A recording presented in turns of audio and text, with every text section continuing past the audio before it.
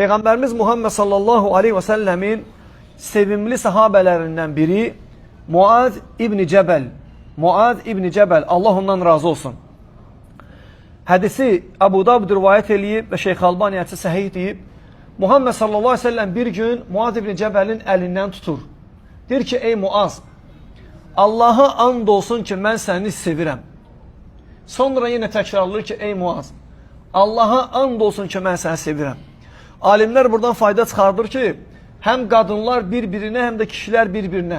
Əgər bir-birlərini sevirsə, qoy xəbər versinlər bir-birinə ki, mən səni Allah üçün sevirəm. Çünki Muhammed sallallahu aleyhi ve sellem özü kimisə sevərdisə, bunu ona xəbər verərdi.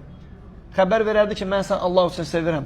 Qadınlar öz aralarında bir-birlərini sevirlərsə Allah üçün, qoy bir-birlərinə xəbər versinlər ki, ey bacım, mən səni Allahın rızası üçün sevirəm. Qardaşlar bir-birlərini sevirlərsə, bir-birlərinə xəbər eləməlidir ki, qardaş, mən səni Allahın xətrinə sevirəm. Allahın rızası üçün səni sevirəm. Çünki Muhammed sallallahu aleyhi ve sellem sahabə nə deyir? And olsun Allaha ki, mən səni sevirəm deyir.